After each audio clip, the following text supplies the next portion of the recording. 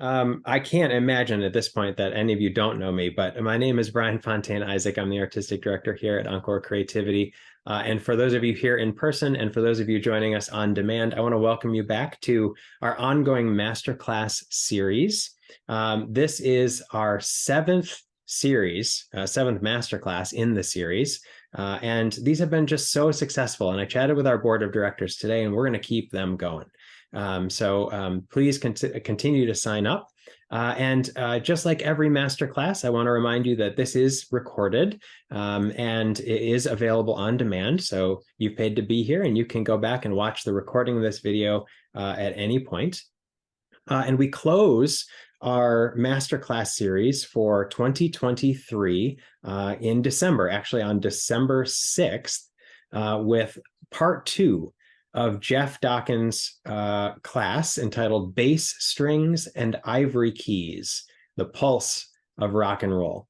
And if you were with us in October, this is by fan request. There were quite a few singers that attended that first October masterclass with Jeff Dawkins that was entitled Drum Sets, Guitars, and Amps, Oh My. And so many of you loved learning about drum sets, guitars, and amps, but felt like you were a little left behind on bass guitars and keyboards and synthesizers. So we're bringing that to you on December 6th. That's available for sign up now if you would like to do that. And we would love to have you there for that masterclass. For tonight's masterclass, before I introduce our presenter, I want to give you about a minute or two, as long as these items are close by, to maybe retrieve some things that will be helpful for you to participate. So the first thing that I would encourage you to have is something to write on paper if you have it, and a pencil or a pen. And in addition to that, if you have your chorale or rocks music nearby, that might be helpful because Dr. Thurlow is going to be referencing some of the texts that we are preparing as we move through our fall 23 rehearsals. So go ahead and take just about a minute or two and grab those things, something to write on with a pen or pencil, and your encore music.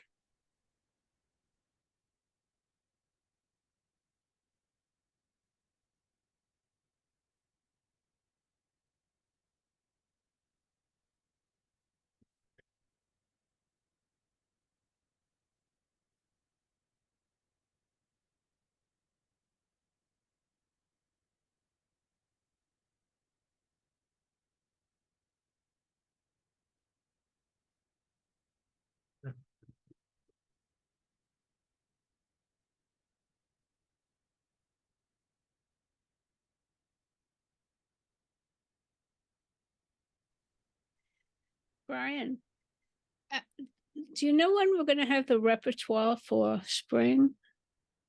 Yes, it actually will be released with our launch, which is this upcoming week. So we're launching spring 24 semester this week. You'll have access to all the rep for chorale, rocks, and SJS. And I hope you enjoy it. All right. Tamara, since you're just joining us, we asked folks to grab something to write on and a pen or a pencil, and your chorale or rocks music if you have it nearby. All right, looks like everybody's set. So I'm so excited to introduce our presenter this evening, Dr. Deborah Thurlow.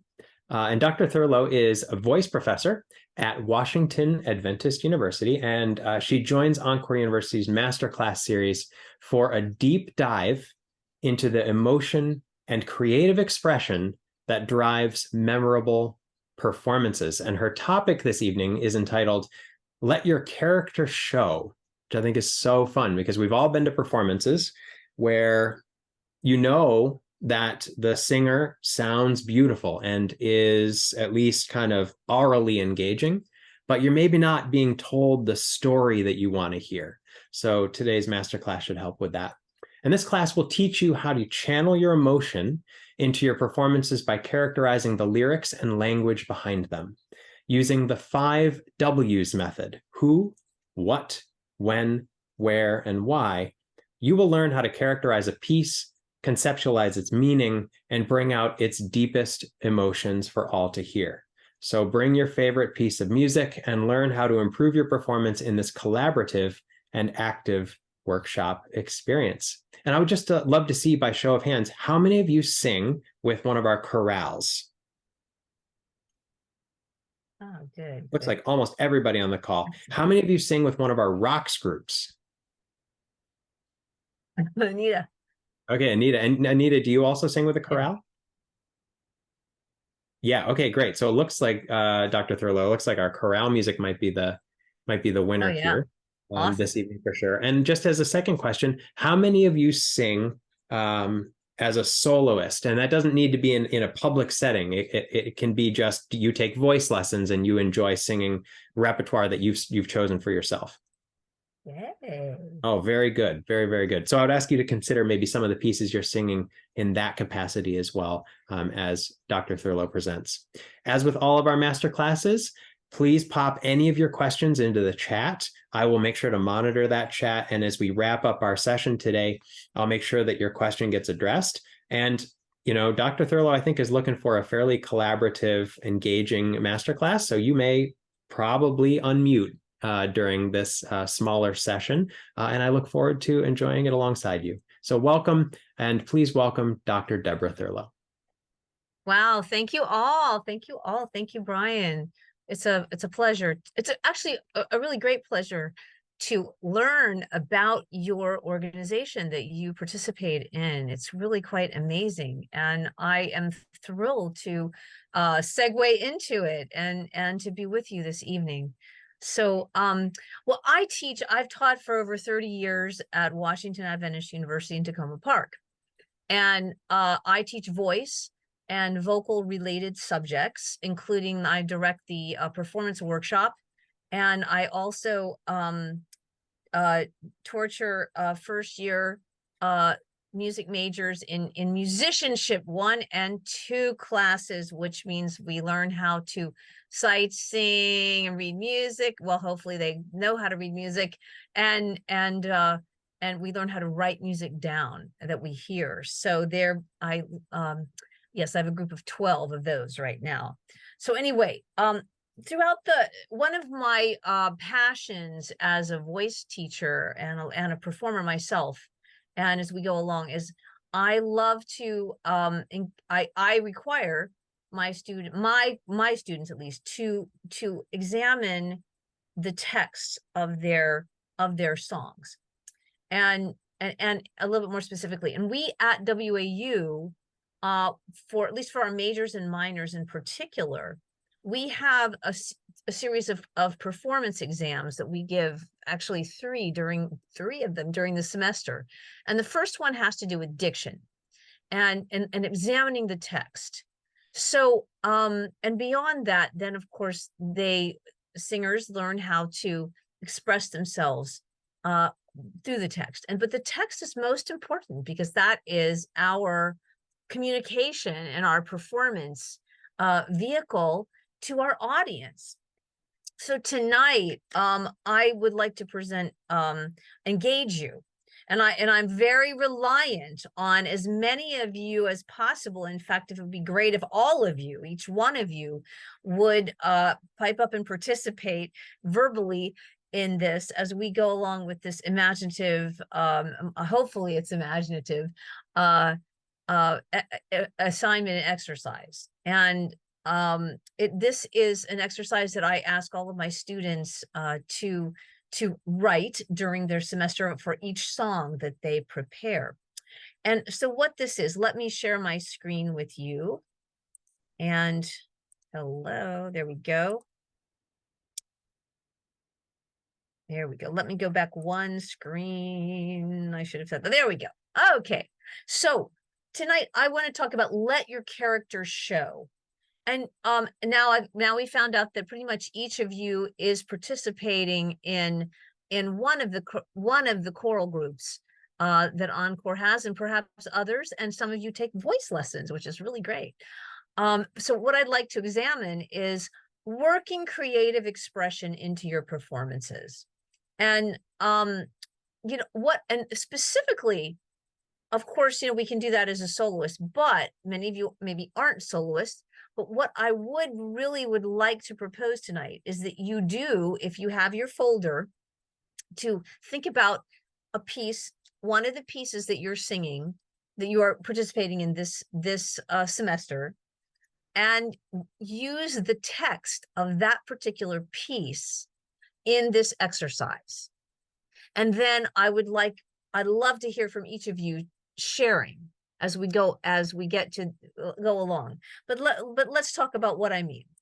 So I would like to ask if some of you would be so kind as to tell me, why do you perform? Why did you choose to be in one of these groups? Can any of you tell me?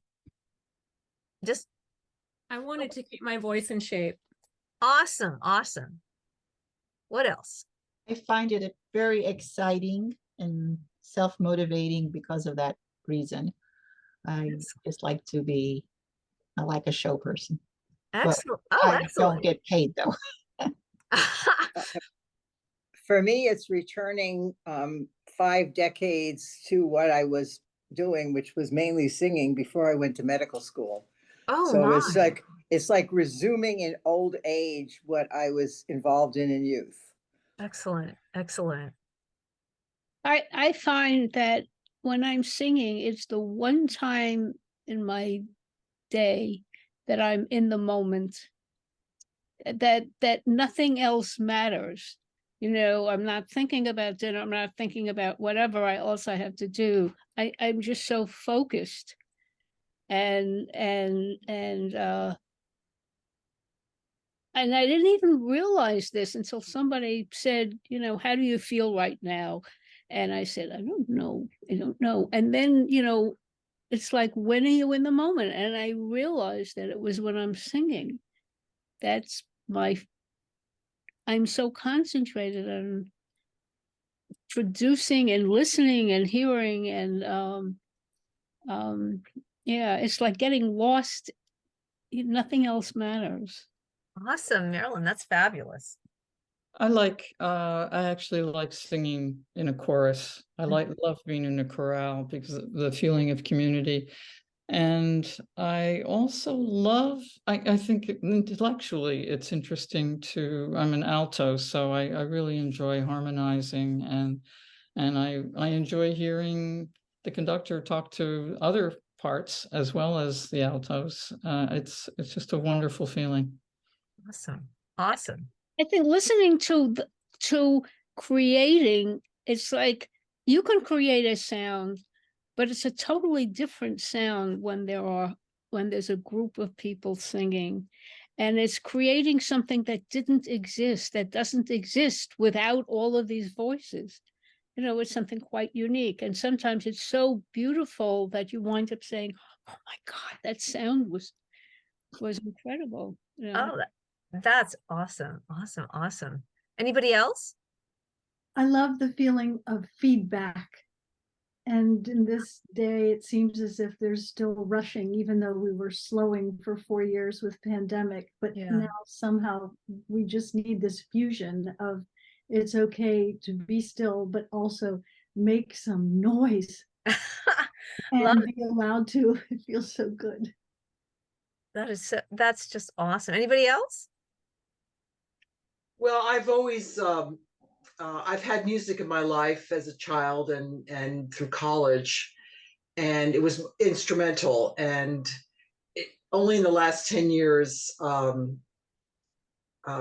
it started in church, in choir, and I, it was missing, and I wanted to expand into the chorale, and so it's filling a void that's been in my life for almost 40 years. Wow. Anybody else? Yes. I'd like to say that it challenges my brain. It tickles my brain. And my husband and I met in junior high choir. And so we've been singing off and on ever since. And this just gives us our youth back. 70 years. I was going to say 70 years. That's just awesome. I was going to say junior. Wow. Yeah, well, I have to say, I was thinking, I was coming up with some ideas here and you all are so much more noble in your ideas than what I was. Of course, love of music and I hear that expressed here. You want to learn how to sing or read music. It sounds like a lot of you already have that. capability or coming back to it. And of course, I'm hearing camaraderie and friends.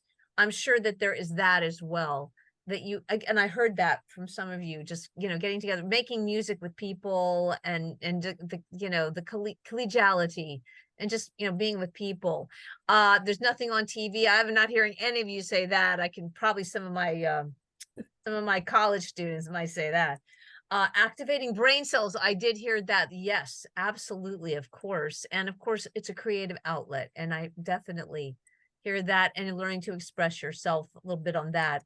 And of course, giving back to the community, because it sounds like every semester you are preparing concerts, and the community will share in your joy as you share your experiences. So it's important to think about, why are we here performing? You're giving your time and your energy, and it sounds like everybody gets what all of you have said, something you get back from this, and that's tremendous. That's why we're out there doing this. All right. So of course, so thinking in terms of goals here as singers, and even if we're in a choir situation, we still have a goals as a singer. And I've been hearing that already. We have communication, and it's, by the way, it's communication. Oh yeah, communication. We really, it's an outreach to people. It's also, maybe it's also, from what I'm hearing from some of you, it's a communication to yourself and to your brain, to those around you, just to be in a group. And that all is part of it. It's part of the joy of making music. And I'm sure it sounds like you all have experienced, and so have I. But what really, the bottom line as a singer is really the text. That is key. And communicating what are the ideas, who are you, what's going on in the text, and how can even I, in my little seat, in my part of the ensemble, how can I most effectively communicate the ideas and the music and the text of the piece that I am working on with my group? And so that's what I want us to explore tonight. So of course, I hope that each of you, obviously, as you work with you're introduced to the newest piece, or a new piece, or you're working on it, that of course the text is important. Obviously, all of the music is important, to learning how to sing the pitch, and following the dynamics and the breaths and everything, and following the conductor. Of course, all of that is vastly important. But the text is really the bottom line of communication, the most important. It is to me, at least, as a singer. That's where we start when we are preparing music for, like, my whole voice department. So we have to think about, what is this song about? Brian shared with me your rep here for the semester, and a couple of the pieces in the chorale are in Latin. Of course, you have very classic Gloria in Excelsis Deo and the Dona Nobis Pacem. I love it. Yeah. And I'm sure your directors have, of course, given you the translations, or hopefully you have looked them up online or in any manner. But that is important to figure out. What am I singing about here? It's not just, okay, blah, blah, blah. I'm imitating the words. But what am I singing about? What do I want to express? And again, this tonight is about, what do I, or each of you as members of an ensemble, want to express in your part, as part of the group, to your audience. So we start with, again, of course, communication's key.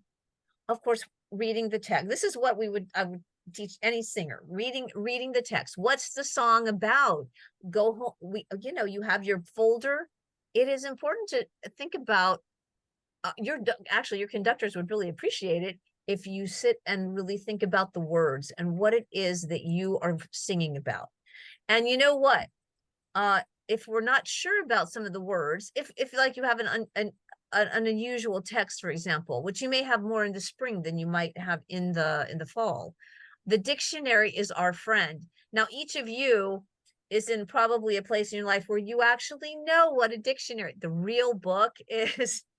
My college students have no clue what a dictionary is, because why? It's online. They don't know what the real book looks like, but I have a whole shelf of dictionaries in various languages, 2 shelves of them actually, that they have no clue about. But dictionaries are our friends, and it is important to look up words if you don't really know what the context is.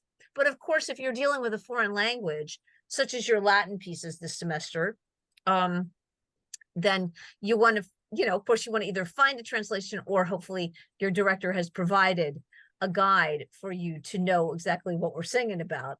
Of course, Gloria in excelsis Deo, glory to the God above. Of course, those of you who obviously you all are savvy enough to be on a computer, so you can of course look up the title and the lyrics. And if there is a translation, believe me, just about anything, as you probably know, is out there online. And it's important too, if you're dealing with foreign text, or even if you're not, figuring out, okay, what's my word for word translation if I'm translating? And what is it literally? And this is what we teach the students. We really hone in on literal translation, and then the poetic translation if we are dealing with something which you may actually deal with next semester, dealing with some different kind of text. But singing the translation, does it fit the music? By the way, what is a singing translation? Does anybody know? If you have two texts in a say you have say you were singing, maybe you've sung a piece that has a German text, yet there's also an English translation somewhere. That English translation, the original text maybe is German, or maybe it's Italian, or maybe it's even Latin, and you have an English text underneath it, which is basically a translation. That is what we call a singing translation, that fits the syllables and fits the rhythm of the music. And some of them are very good, and some of them are kind of But anyway, all those are preliminary stuff, just thinking in terms of that. Communication is our goal. So tonight, what I would like to introduce to you, again, as a member of an ensemble or as a soloist, whatever perspective you'd like to take, but I encourage you especially to take one of your pieces of choral music that you're preparing for this coming concerts, and work the text in with us here tonight. So I want to present the 5 W's of characterization, characterizing a song based on the text.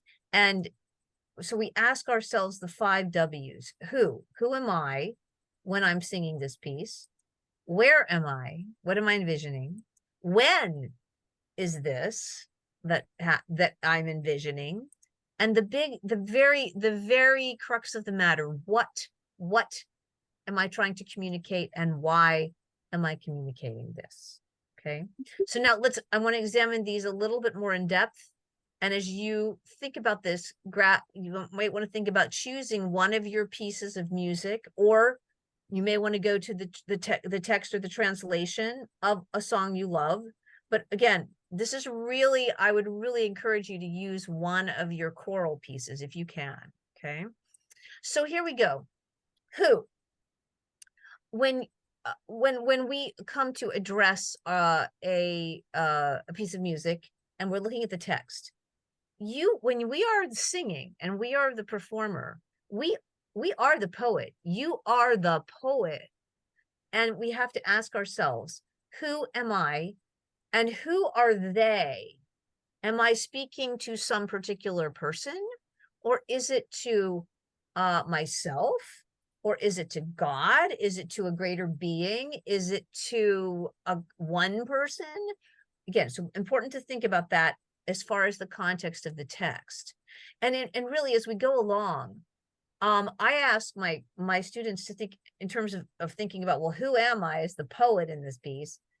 Creating really almost a bio for your character. Where did this person come to? Where is this person from? Where am I, the poet, from? I have to step out of myself oftentimes, and step into the shoes of the poet who wrote the text. And what brought that person, me, now the poet, to this place? What experience did I have to get me there? And then, of course, obviously, we're looking at the words. They're the facts that we know in our score, in our text. And thinking in terms of the text, again, you want to delve as much as you can. I mean, this is all envisioning. This is imagination for the most part, for a lot of pieces, for almost most of everything. Think about yourself as the poet and as the character. What else could I say? What can I bring to the table as the poet? How do I feel about, as the poet, how do I feel about them? My family, my friends, whatever you're envisioning as this person's connections and relationships. What do I look like? What's my age? What's my height? What my weight? If it's not me, hopefully I'm stepping out of myself. Do I have hair? Do I not have hair? What am I wearing in this moment, in these words when I'm communicating them? And sometimes we have to look for historical resources. For example, the text of Gloria in Excelsis Deo that dates back thousands of years, early Christian church, and to the Bible. Yeah. So again, things like that, we can always have fun looking up historical facts. But the bigger cause is that this is really supposed to be, it's fun. Going to the extreme and really using your imagination to fill in holes that you may not know just looking at the text. And of course, we don't want to distort what is given to us by the actual poet or the composer. All right, so who? We've asked ourselves who. Then we have to ask ourselves where and when. When I am singing, when I'm communicating the text of this piece, where am I envisioning? Where are you, me, the poet? Where am I when I'm communicating these words? Am I in a room by myself? Am I with others? Am I in a house or am I in a building? Am I outdoors? What's the physical space? What physical space can you imagine as the poet who is speaking? Okay. And then when? When are you speaking? What time of day? Is it morning? Is it evening? Is it afternoon? What year is this? What day or days of the week? What's the era of time even that you feel this text is written in? And it could be that you're looking very historically, maybe from the composer's time period, or older, younger, current day, any of the above. So those are like those first three, who, where, when, are kind of the first basic thoughts about setting up. It's kind of like setting up your music video. Ultimately, you're kind of creating an imaginary, I think of it as imaginary music video or vision for my song and how I feel about the communication. Then we come to the real crux of the matter in any text of a song. To me, it's what and why. What is my objective in communicating the words of a piece when I come to sing it? What is my motive to communicate these words? And then what is my desire in communicating these words? What do I wish for? All of those are important because that's really leading us to the crux. And why would I, the poet, communicate these words? Really, it is really about an investment. It's the thing that gives me, the poet, the singer, urgency. And it could be something big, like achieving a goal. Like, is it a life or death matter? It may not be. Is there an important obstacle I'm facing, so I am communicating these? Or is it simply that I'm asking for assistance, or I'm wanting to give others assistance, or another person assistance? So who, where, when, what, and why. So your turn now. What I would like you to do, if you have not already been doing it, is take one of your pieces of music and examine the text and create a character for one of your choral or solo pieces. Okay. Write down who, where, when. Write down the 5 W's. It can be very pithy. It can be very who, X, Y, blah, blah, blah. Very simplistic. Does not have to be fancy. And then I would like you then to share. So take a few minutes And whoever is ready first, go for it. Who, where, when, what, and why.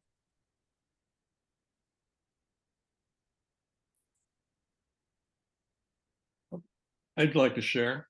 Oh, awesome, Jim. Go for it. Tell us first. Um, Tell us introduce the piece for us. Well, this I sing in the rock and roll, but I picked a piece of music that I have practiced on before. It's called "Early in the Morning" by Ned Roem. Oh, love that piece. Yes. And it just directly answers all of your questions. Yes, it does actually. It's about a guy, I think a young guy, that I would say would be me, who was singing it in Paris, sitting at an outdoor cafe early in the morning. And I'm thinking of, like when I was there in the late 60s, for example. And it's really about love and how perfect things are at the time. And the why would be, gee, I'd really like things to stay this way forever. But it's in the past tense. So actually, I'm looking back and thinking I'm really kind of naive, believing that was really what was going to happen. So it's sort of a nostalgic song. That's what is, so tell me, repeat again, what is the objective, do you think, in this particular? That's a hard one, and the objective is to not be naive. In other words, at the time you wanted it was perfect and you wanted things to stay that way, but life doesn't always work that way. So just maybe you have to realize that. Yeah, so just maybe sharing sharing that perspective to others. Yes. Yeah. And the magic as being a young person, perhaps for the first time in Paris and hanging out in the cafe. Yeah. Yep, love. Oh, that's great. I love that piece. Fantastic. Do you not right at this moment, do you have the lyrics nearby? Yes, I do. Would you mind sharing the lyrics? Okay, it's begins early in the morning of a lovely summer day as they lowered the bright awning at the outdoor cafe. I was breakfasting on croissants and cafe au lait under greenery like scenery, Rue Francois Premier. They were hosing the hot pavement with a dash of flashing spray and the smell of summer showers when the dust is drenched away. Under greenery like scenery, Rue Francois Premier. I was 20 and a lover, and in paradise to stay very early in the morning of a lovely summer day. Oh, bravo. Love that. Brings up lots of memories. Thank you, Jim. Thank you. And anybody else ready? Yeah. Yes. Esther, I don't know where I am. Hi, Esther. Hi. First of all, that was one of my first songs that Ruth Drucker taught me. You studied with Ruth? Yes. And I remember, all my French and doing it with her. It was just, I loved that song. It was wonderful. I could just sing it with you. It just flashed through my memory. I did. I love that song. I just love that song very, very much. My song that means so much to me as a Jewish person is Bashana Haba'a. This is such a poignant song. I did all the research for this song for the chorale. It was written by Yehud Manur and composed by Nurit Hirsch. And it was written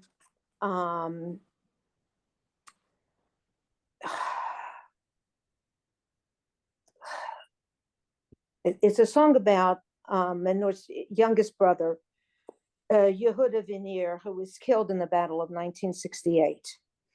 Okay. And when it is sung prior to October the 6th this year, when it was sung, it could be very upbeat. And at most synagogues, it's sung in a very upbeat way. It also can be sung at memorials and funerals. And I certainly think about this song as it is, particularly this year. Next year, we will sit on the porch and count all the migrating birds. Children on vacation will play catch between the house and the fields. You will see how good it will be next year. Red grapes will ripen by evening and be served chilled to the table. Pleasant breezes will blow on the road. Old newspapers and clouds. You will see how good it will be next year. We will spread out our open hands into the bright white light. A white heron would spread force in the light its wings, and the sun will rise in their midst. You will see, otira, otira. You will see how good it will be next year. Next year, we will sit on the porch and count all the migrating birds. Children on vacation will play catch between the house and the fields next year. So it's otira, otira, kimatov yehe bashana, bashana, haba'a. And I don't think at this time and day there could be a more poignant song that we could sing. And particularly this version, which is haunting and mournful. I can't sing it without crying. I'm sorry. It's Oh. very difficult for me to get through this song. It's a very, very difficult song for all of us, no matter who we are in this world. We can't have feelings for others and not feel heartbroken with this music. And I just think it's beautiful. And I love the words. And I'm not a great Hebrew reader. I always complain that I can't sing in my synagogue's chorale because I can't do the transliterations very well. Although if I rely on Latin, the vowels are very similar. You know, I's and E's are very similar. We had to get used to apostrophes being a vowel that says I for it.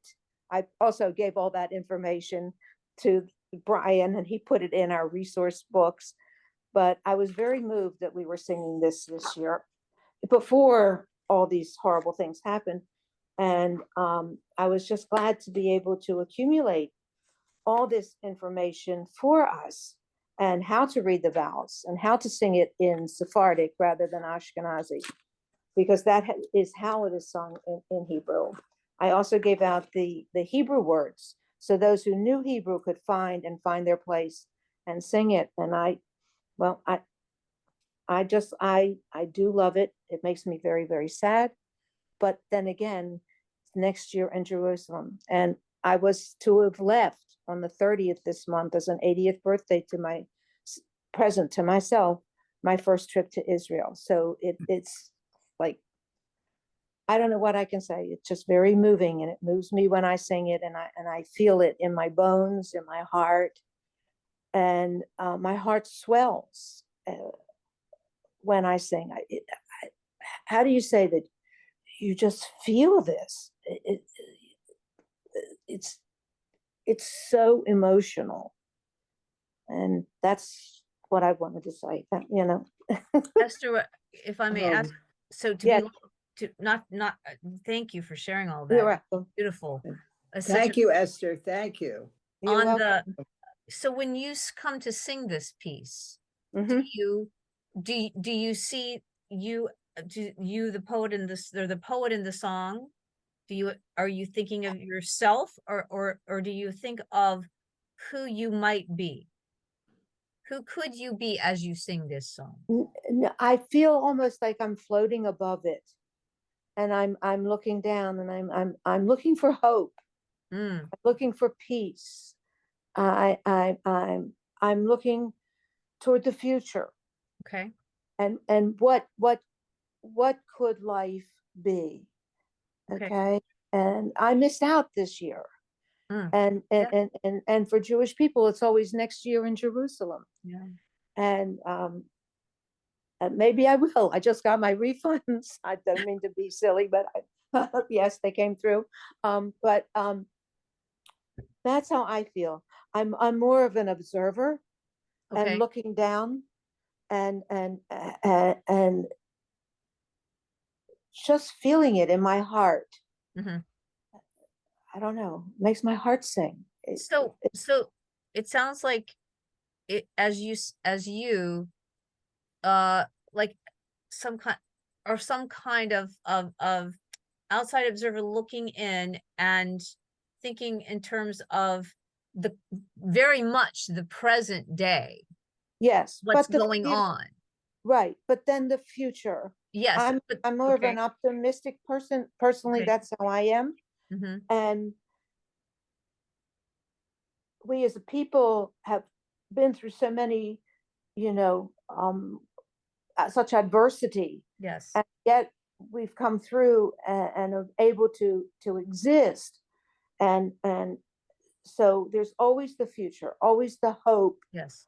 the hope for the future. And so the hope is to convey to our audience that there is hope in life. There is a future, and we can Could I- attain that.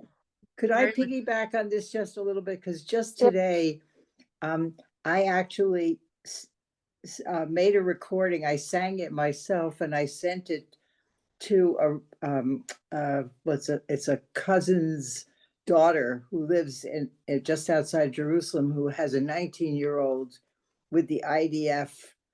It's in Gaza. And I just sent that today. So to me, it was like sending some kind of an older person, giving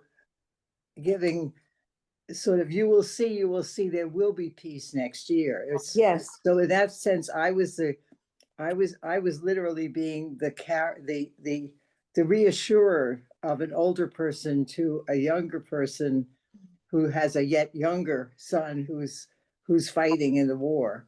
Right. So I just wanted to add that. Thank you so much for all the scholarship you've just added to my knowledge. Well, if you would like, you can get. I'm a coordinator in Baltimore. My name is listed on the coordinators list, or you can ask them. I would be happy after the end to give it to you, or send me your email, and I have them all on my computer. I'll be happy to download them or upload them and send them to you.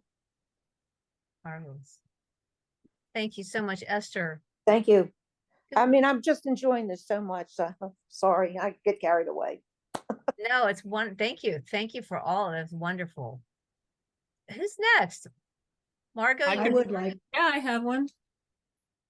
I do have I would one. like, I thought I heard my name, but I can wait. Yeah, I it was looks looking It looks like we have Margot and Then- then Dottie.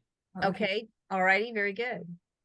Okay, so for me, Bashana was my number one. So thank you for covering that already. So my next one, I had several.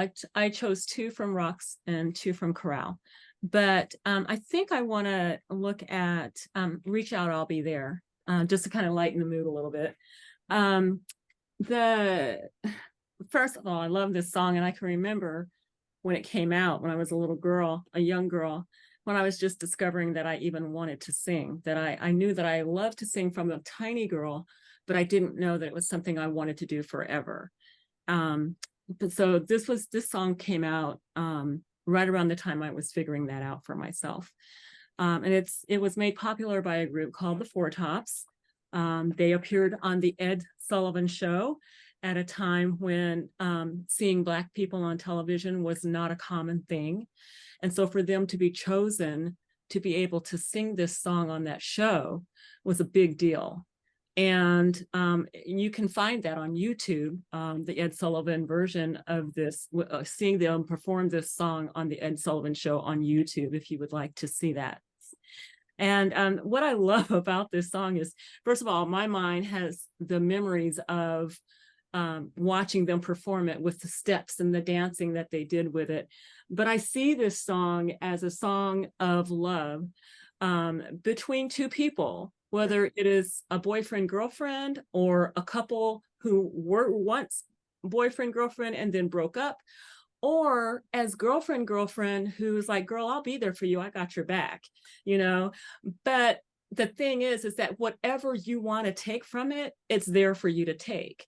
And I think that where this takes place for me, maybe in someone's home, maybe over an intimate lunch, and there's someone, maybe me, the author or the poet, as you say, trying to just reassure this person that all you got to do is just look over your shoulder. I'll be there for you.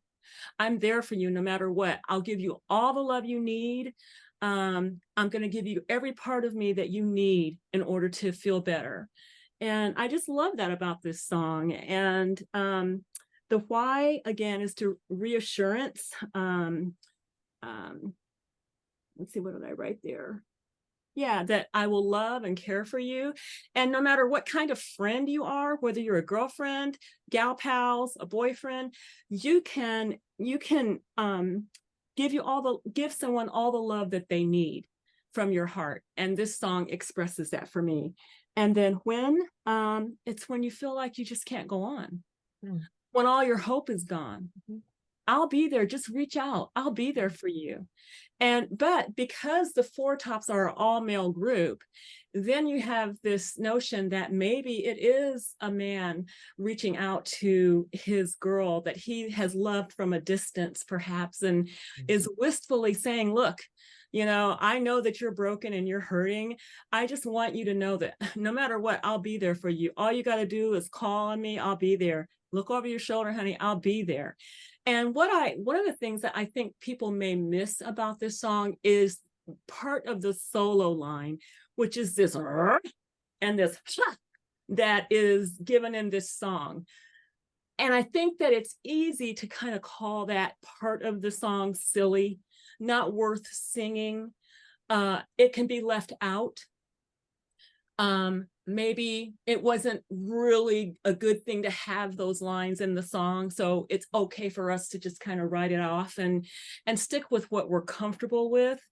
And I'm not saying that that's happening, but I'm just saying that it could easily happen if you choose to dismiss those two words, and ha.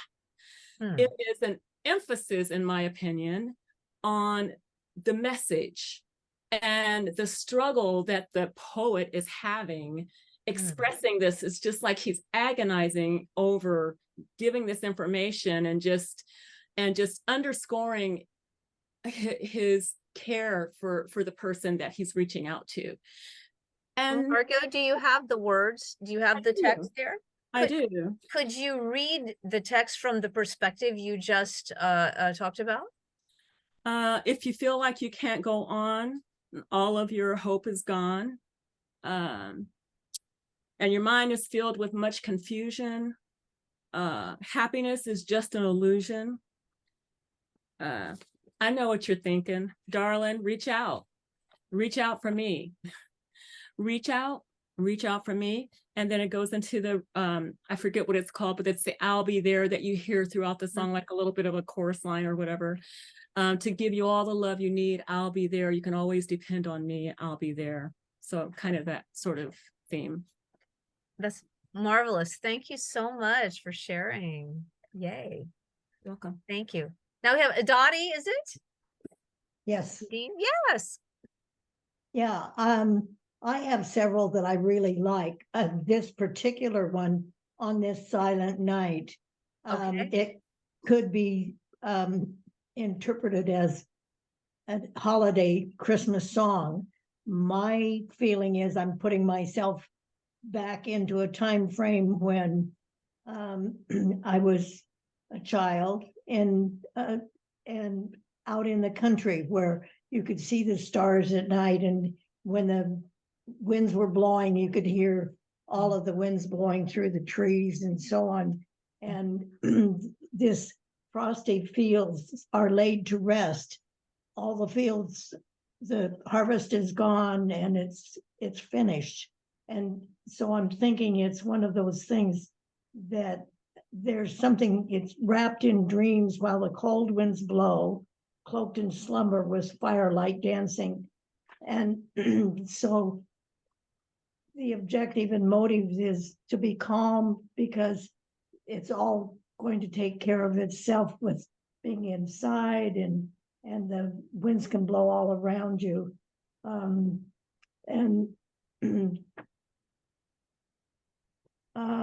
why desire to communicate?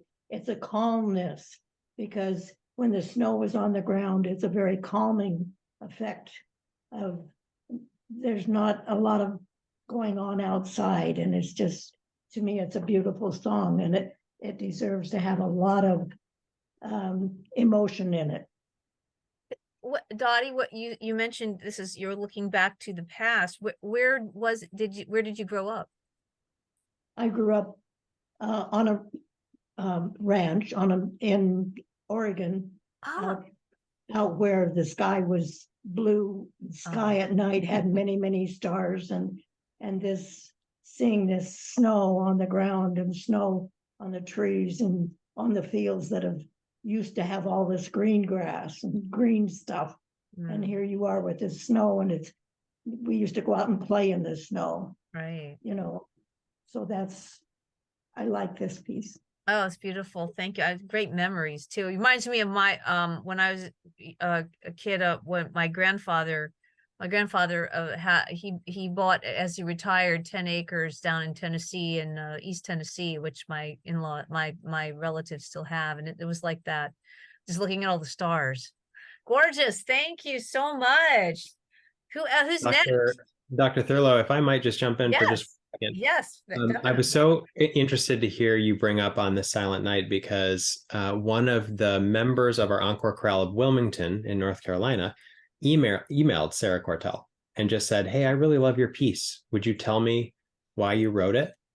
And she responded to that singer, and then just emailed me the other day with an explanation of why she wrote On This Silent Night. So if it's okay, I'd love to just share briefly the couple sentences that she wrote. Sarah says, On This Silent Night is one of those special pieces in my catalog that means a tremendous amount to me, one I feel closer to than others. She says, I wrote it when I lived in rural Eastern Ontario, just outside the small town of Gananoque. That part of Ontario gets wicked ice storms, and the year I wrote this piece, we'd had a particularly significant storm followed by deep snow accumulation. The result was a stunning, icy and snowy view outside my home studio window as I looked out over acres of fields leading to the woods. There were moments of tremendous calm in those frozen fields, but also moments of whirling snow as the wind whipped through the area. We were snowed in many times that season, and our treasured neighbor, 73-year-old master carpenter Rolf, dug us out more than once with his massive Kubota. And that's what she shared. And I thought that was just a really interesting perspective from the composer herself. Yeah. Awesome. Who's next? I saw Nancy raise your hand, Nancy Shaw. Well, I picked On the Silent Night too. I am really glad that Encore found Sarah Cortell, because she writes my kind of music. But I got something completely different from this song than Dottie did. That's what we want to hear, Nancy. Go for it. I see this not as from the perspective of a poet, but from the perspective of an artist, and I keep thinking of Van Gogh. Yeah, so I think this is a very atmospheric piece. I think it's a very emotional piece, and I think it's trying to paint a picture, rather than, to me, it's painting a picture rather than stating something. Obviously it takes place at night, but it could be any time. It could be today, it could be 500 years ago. But can you though, one thing that, when we think of, yes, we have so many possibilities, can you in the moment choose one for now? Would it be 500 years ago, or would it be not? Remember, whenever we do these characterizations, they can always change. Yeah. So in the moment, what would you choose? I remember, I also remember winters. I grew up in Pennsylvania. Yes. And I remember very hard, cold, snowy snowy winters. So yeah, I would for a time period for me personally, it would probably be my um, between 5 and 10 years old in those really cold up in the mountains in Pennsylvania winters. That this song paints a picture of those winters. But yeah, I see this as more of the singer is painting a picture rather than trying to say something. That it's more of painting a picture. And like I said, a lot of the stuff in here, I just see Van Gogh. So in painting a picture, the artist is saying something. Yeah, So all what do art you think says something. As the painter, then, what's the objective in the painting? To give somebody to actually be there, for the person to actually be there. Okay. No matter, you could be sitting out in the sun in August and read this, and it should transport you to that winter night. Awesome. I like it. Yeah, of course. Yeah, it's very visual. Love it. Yeah. Thank you, Nancy. Joan? Yes, I just wanted to add one thing that that I think is really important. She says, cloaked in slumber with firelight dancing, yet all is calm while the storm blows on. And that whole last part of the song is concerned with that. She repeats it, cloaked in slumber with firelight dancing, wrapped in sleep with dreams enchanting. Yet all is calm while the storm blows on. So to me, there's this real contrast between the what's going on outside and how protected you are in a way inside, cloaked in slumber and with the fire going. Oh yeah. I grew up in New Jersey, and we had real snows, and I went to school in Vermont where we had quite a bit of snow. But even here where we have very little snow, I love the feeling of being inside on a winter night, whether there's snow or not, but even if there's just a little bit of snow, and being by the fire and all wrapped up. Did you also choose this song, Joan? Yes, I did. Oh, awesome. So you give us a third. So is there a little bit different? So you're like more about being warm, being the poet inside, thinking about maybe looking outside the window, or thinking about the way it is out that you can be warm and exactly. Inside looking out the window. But the thing that I think is really important is the contrast, because it really is, she really is painting a picture, Sarah Portel. And but the beginning of it really, in the beginning, what's dominating really is is outside, what's going on outside, the weather. And then at the end, the last half of it is very much inside the house, and warm and feeling protected. So what would your objective be as the poet in that context?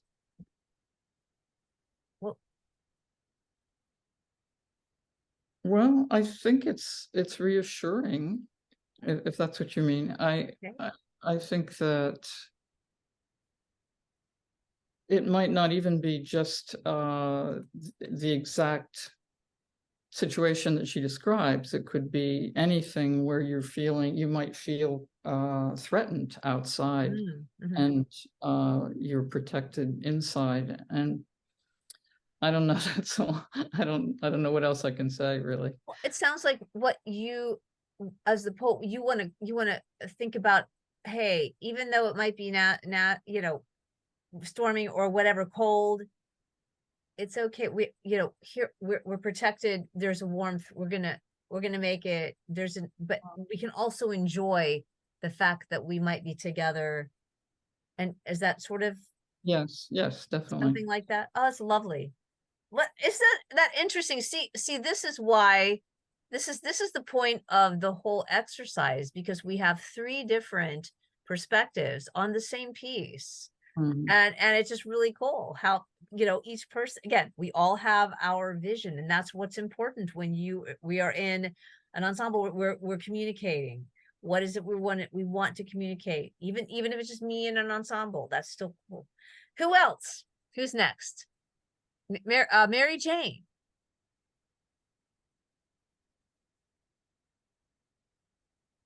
Mary Jane, you are muted. Where's Mary Jane? Oh, There we go. That better? Yes, thank you. The song Stars I Shall Find. Oh, yes, okay. As a response to Bashana Haba'a. It's a stepping stone. It's a lovely response of healing. And it doesn't really fix everything, but it softens and it heals. There will be rest and sure stars shining. There will be rest and sure stars shining. Over the rooftops crowned with snow, a rain of rest, serene forgetting. The music of stillness, holy and low. I will make this world of my devising out of a dream in my lonely mind. I shall find the crystal of peace above me. Stars I shall find. Stars I shall find. There will be rest and sure stars shining. There will be rest and sure stars shining. Over the rooftops crowned with snow, a rain of rest, serene forgetting. The music of stillness, holy and low. Stars I shall find. To me, that's a response to the sadness that this person can use on the way to a better place. So is there a particular, do you think there's a particular audience or person or that the poet here is speaking to? A person who is possibly a person who was speaking in the Bashana Haba'a. Like there was a movement, and this person is sort of sitting with it. Okay, so their objective in communicating these words, especially to those who in the Vashana, what is the bottom line objective, do you think? There will be rest. Yeah. Well, and what does it mean? What do you think it means to you when the poet says, "Stars I shall find"? I think stars are high. Stars are unreachable, and they are worth a person who is searching. They are worth focusing on and looking to. Yeah. Well, of course, there's the expression "reaching the stars." That, what is that? That has lots of interesting connotations. Yes. Yes. Okay. So we're reaching for something that isn't there now, but we've got to reach. We have to keep hope. I think Esther said hope for the future. We can see them. They're visible. Yes. May Not I? touchable, but visible. I can't see without my glasses. Sorry, I have my little computer on today. Was it Nancy? Yes. I wanted to respond to Nancy. I think because she's talking about a visualization. And to me, the lyrics are the visualization. They are creating what I call word picture that I am participating in. And I feel that aura of the picture. Does that make sense to you? What I'm trying to say? In other words, I'm in that picture.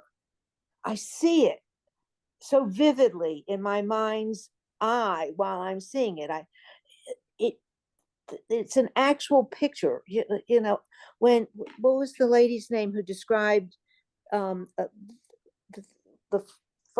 this silent night? Oh my God, I thought of my grandmother who lived in a farm in Illinois, and I could just see these dry, barren fields, that are kind of weedy colored, and then the snow comes over the top, and then it crystallizes on top again, on top of that again, and then I can see, my grandmother maybe around an open fire and wrapping the grandchildren in their little blankets and keeping us warm and safe and letting us know, despite the wind howling, go woo, woo, woo, woo outside, but we're inside.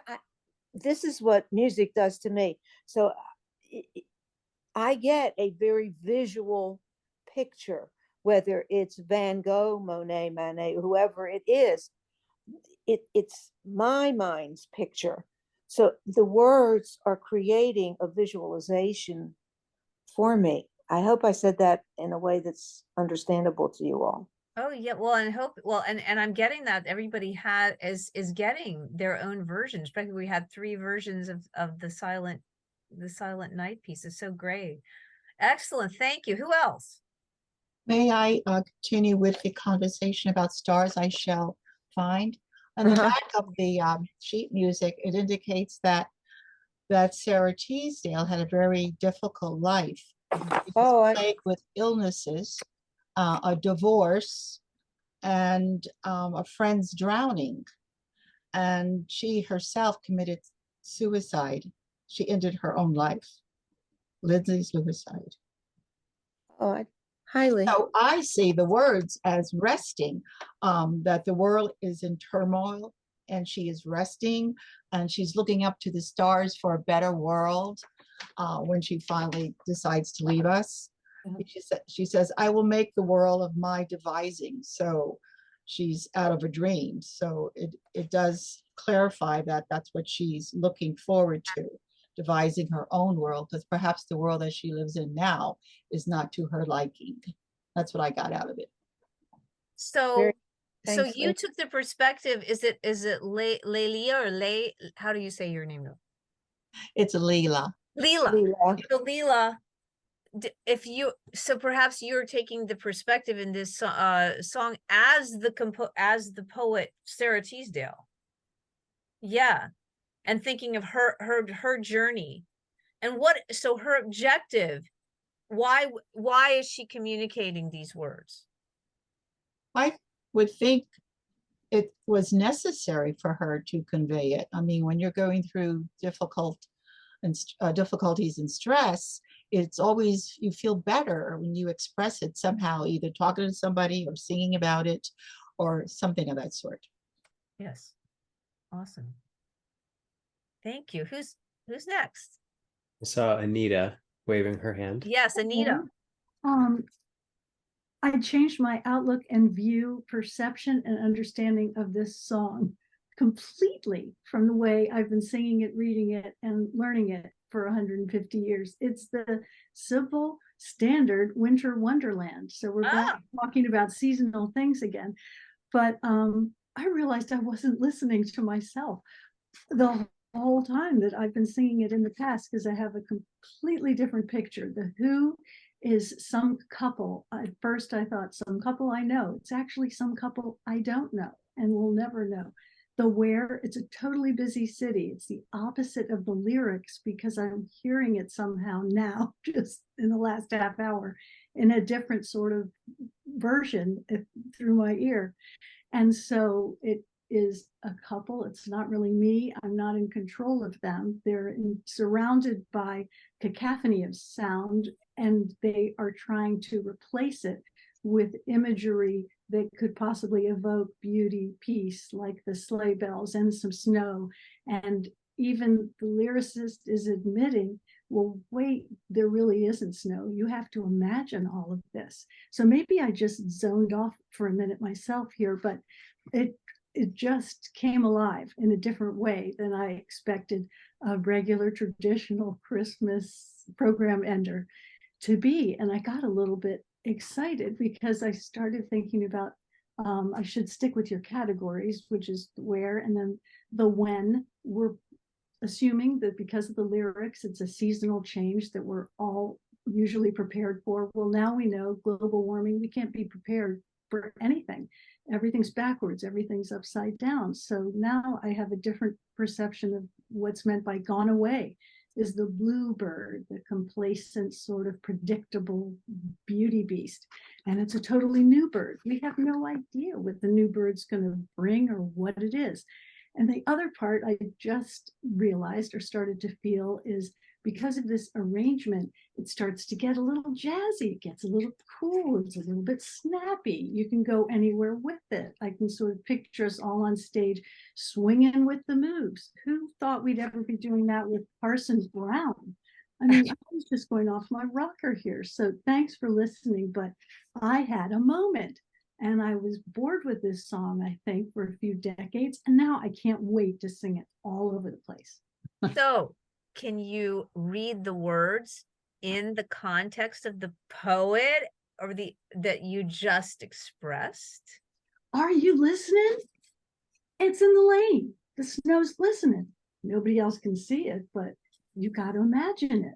Hey, it's a beautiful sight. Still, people aren't believing it. So then it starts to speed up. It gets jazzy. There are all these rests that are inserted. I never paid attention to. Sorry about that, Brian. But now we're making a snowman. But pretty much this couple doesn't even see snow. It's probably the dead of summer at this moment. But in the meadow, back to the reassurance that I think this whole repertoire so beautifully is incorporating this season is we can pretend, leave out the Parson Brown part, we can build, who cares, it's a snowman with no snow, and then it chugs along more and more. Are you married? No, man, but pardon the expression, what the hell, let's go for it. So it's in this time of urgency, uncertainty, sorrow, passing, loss, we're just gonna go for it and let's do it together, damn it all. So sorry, I know this is recorded and you're going to have to expletive it out. I loved it. Thank you, Anita. That was great. Well, thanks for everybody else's contributions because it just got my mind flying. Thanks. Awesome. Anybody else? Be brave. Come on. At least one more person. Maple. Maple. Oh, Awesome. All right. Yes, I love the snow because it's so quiet when it falls. You can't, it's like the world is shut out and you're alone with it. And so I go to my window and I watch and I smile and I dream and I think of all of the experiences that are beautiful to me because the snow is so beautiful. And when I sing the song, that comes to me. And I try to place myself in the song as I sing it. And it brings, other dreams too of things that are pleasant and quiet. And I associate it with beauty that's there in quietness. And that's why I like that song. So Mabel, is it the same On This Silent Night? Is that what you were? It is, yes. Yeah. And I just want to say one more thing. I went to Washington Adventist University. You did? Yes, years ago, and sang in the choral group there under Mr. Cole.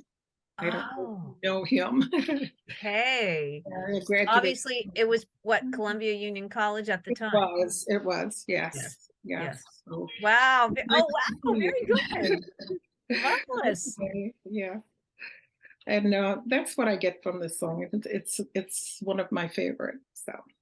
So in your poetic view here, so what's your bottom line of communication? Your objective? My objective is that the snow teaches me how to be quiet and listen, because through there, lots of good things come through your mind, and gives you peace when there's a turmoil. And that's why I like it. Great. That's great. Okay. I love it. See, we have such great perspectives of different things. Isn't that great? But we bring it all to the table. Is there anybody else who would share? Miss Jenny, how about you? You are muted. Can you unmute?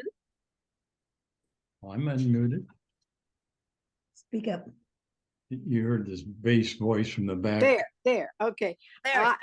I have to offer that this has meant a lot to me. I'm in Rocks, and there are two songs that I've never heard of before, even. And thank you, Brian. And I am much more encouraged after this discussion to kind of, one is Thunderstruck and one is Virtual Insanity.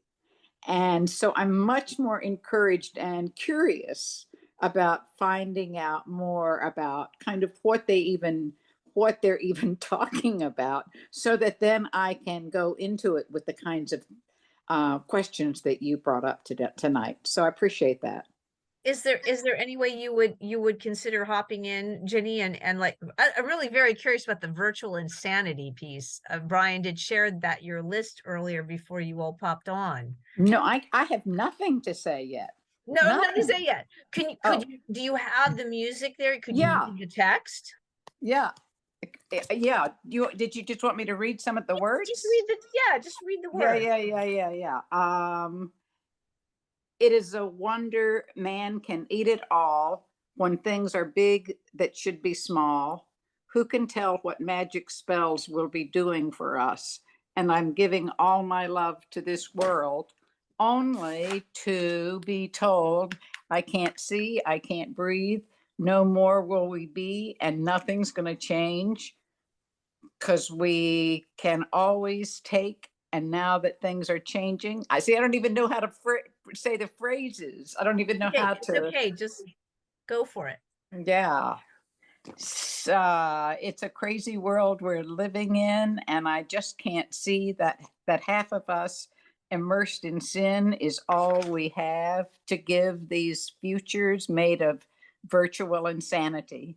Now always seem to be governed by this love we have for useless twisting, all the new technology. Oh, now there is no sound for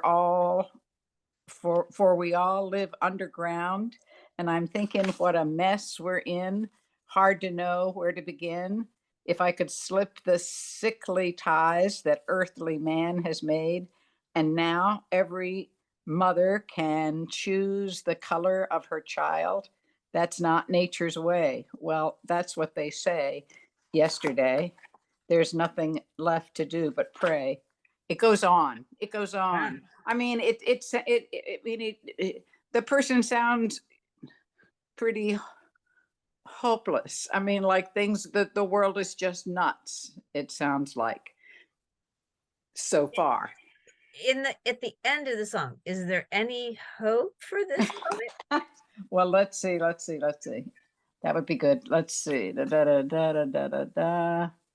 Well, it's so insane to synthesize another strain. That's something in these futures that we have to be told. Futures made of virtual insanity now always seem to be governed by this love we have for useless twisting, all the new technology. Oh, now there is no sound, for we all live underground, living in, virtual insanity. Virtual insanity. I don't see any hope. Whoa, no, wait. I don't see too much either, to be honest, Jenny. Yeah, Brian, can you give me any hope? Yeah, sure. So I think for this piece, it's really important to contextualize it with sound as well, right? This is by a British funk band, so it is not kind of a downtrodden sounding piece. It's kind of upbeat and funky and fun. And for me, this speaks about a lack of connection, like a lack of Mm. human connection. Like when we get so immersed, and I think about the pandemic in particular, that it was always that time during the pandemic where everybody seemed so accessible. Like I talked to friends on Zoom, family on Zoom that I hadn't spoken with regularly for a long time. And yet Yes. I felt like there was so little actual valuable connection because it was through technology and not face to face. And it's that Yeah. virtual insanity that kind of depletes our ability to have that intimacy, that love, that connection that we need in our lives. I think that's exactly what it is, Brian. Yeah. Cool. Well, thank you. Thank you both. This generation, especially I see this in my freshman class. They're kids who came out of, like, some of them went, for example, just got into high school and we had shutdown. So they didn't have that, emotional experience where you get with people, you had to like figure it out online. And they come in honestly, some of them are clueless. We see so many young people really don't know what to do unless you tell them you have to do A, then you have to do B. Wait, no, B plus, then D okay. And honestly, I feel like more than ever I have to, they're about half of them that I have to really, you have to hold their hand and just keep going. Okay, now turn this in. Okay, this is due. Yeah.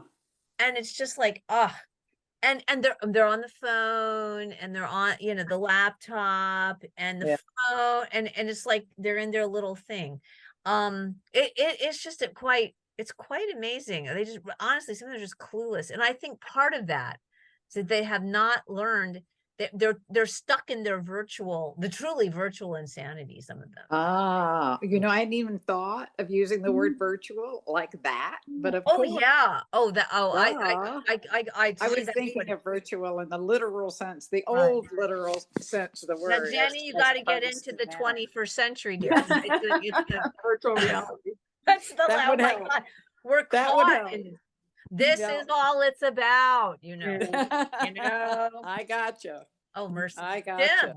Yeah, I'm in rocks too, and I think of virtual insanity as, it was happening even before COVID. I mean, there's this generation or 2-generation gap going on that I've got a couple of younger daughters, and and they're always with the phone in front of them and communicating. It's a different world.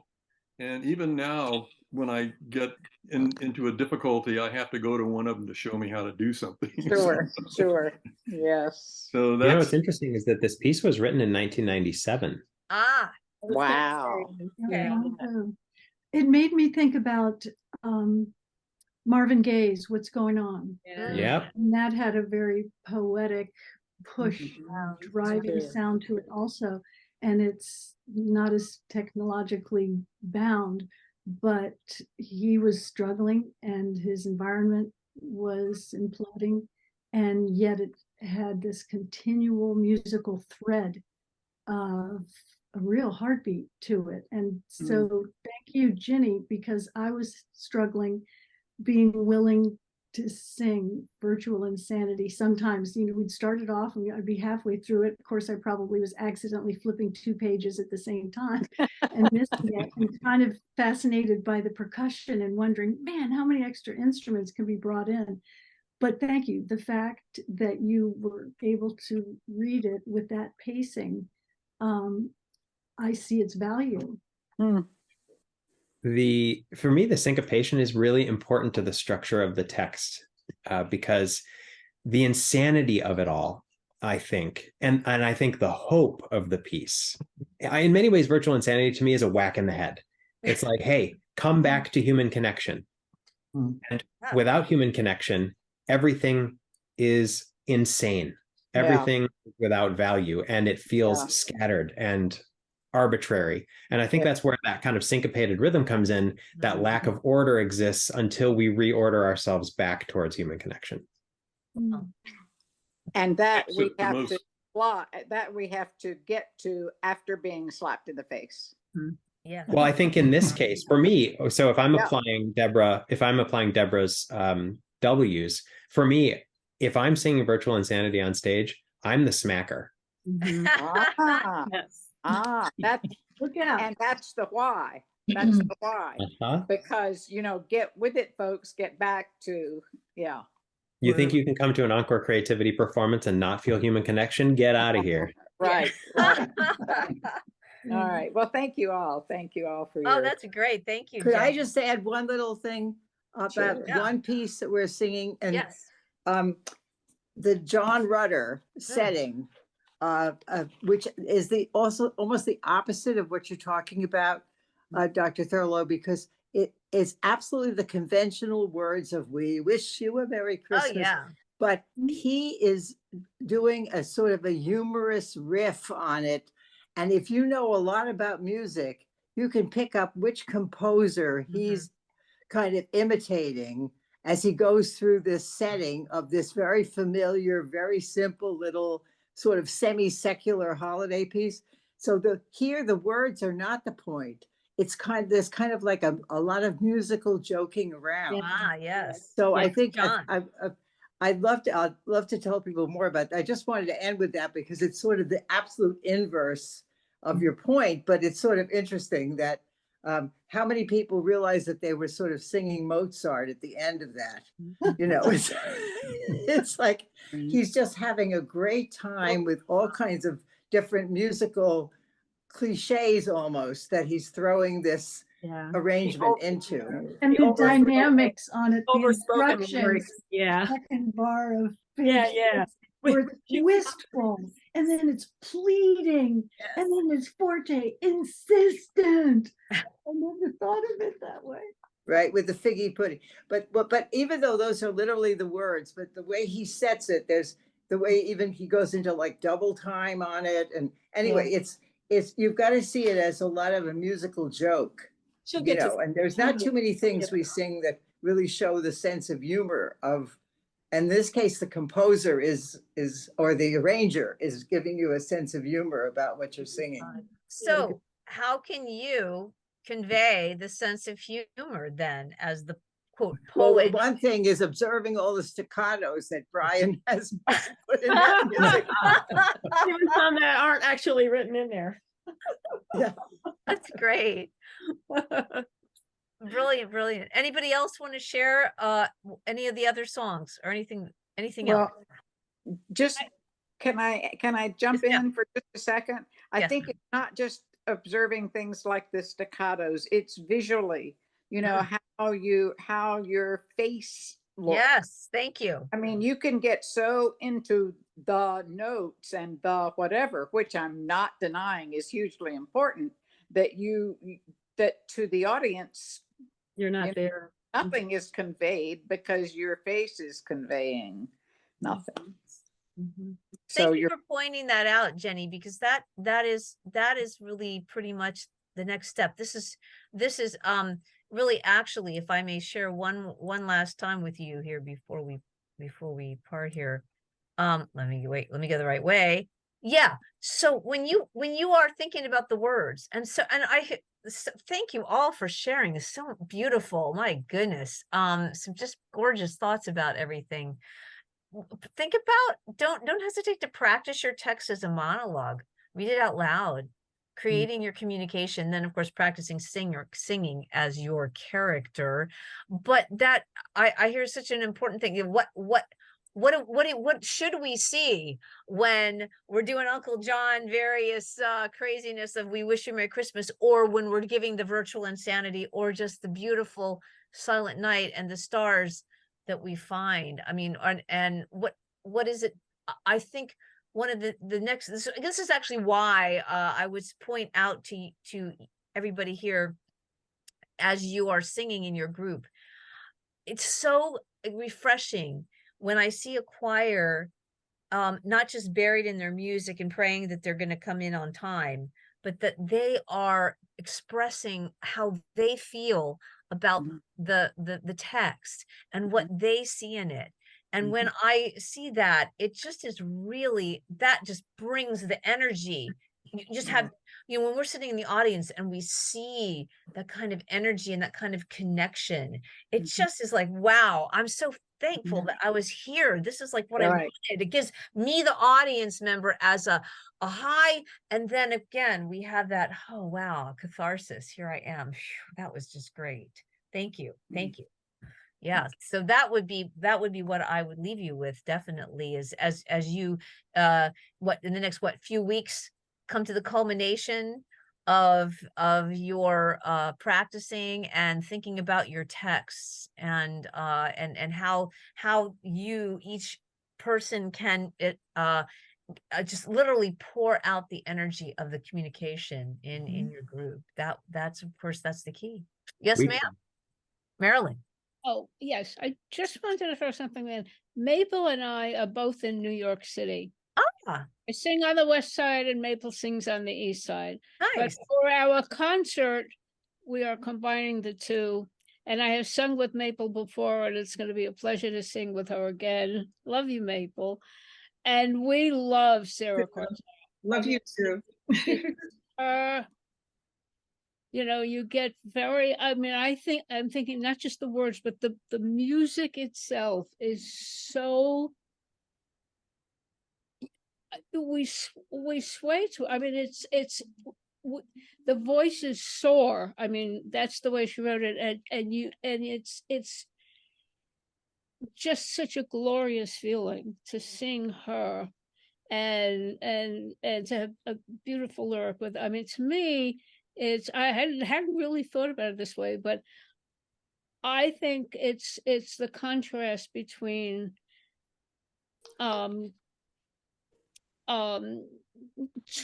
turmoil, but feeling safe, and knowing that you're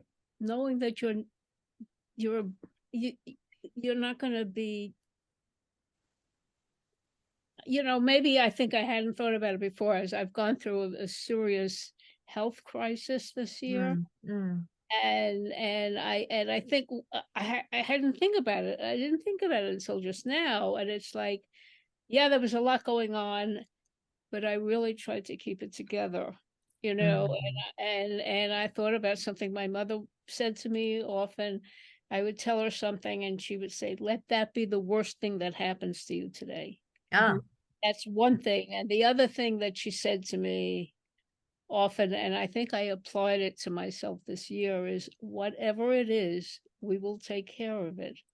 And somehow that came to me now when I'm thinking about this song on the Silent Night, is that, yeah, there's all this craziness, there's all this whatever, it's just a literal storm perhaps, but I know I'm safe, and I know I can be quiet. So yeah, it just brought up something very different for me. That's great. Thank you. And Maple, I can't wait to see you. Same here. Can I just throw something out there? Thank you. Yes, ma'am. Margot. First of all, thank you so much for being here. I just want to also put a note out there that I am from the area of Loma Linda, California. Oh, you are? Oh my. Yeah. Okay. And I'm actually a Seventh-day Adventist. So Margot, how fabulous. Very intriguing to have you here tonight. Well, thank you. But the other thing is my question that I sent to you in the chat. I sent it to you. I didn't send it to the group. Oh. It was just. Yes, you did. Yes. And you can say the question if you want. Well, Margot's question is, will these new understandings, an opening of mind, heart, and spirit, change how I will sing the songs? How does my enunciation and emphasis convey my emotion? And what would you say to that, Margot? How would you answer that question? It had a big impact on me just being here and participating in this group tonight. So I'm glad I had the opportunity to do that. And what my thing is that for every piece that I sing, I take a real serious look at it. As soon as I get the sheet music in my hand for the first time, I write all the lyrics out. because I feel like by writing all the lyrics out, it helps me take it in deeper into myself. And it's a pain because it's a lot of writing sometimes, but I do that. And then I go back and I read it. And then I worry about learning the notes after that, because I feel like once I understand the song, then I can sing it without being tied to the music, because I'm so familiar with the lyrics. I'm able to just follow along with what the conductor is asking me to do. So for me, I think I am still right there in that kind of mode, but I have a new appreciation for how everyone is taking in the songs now.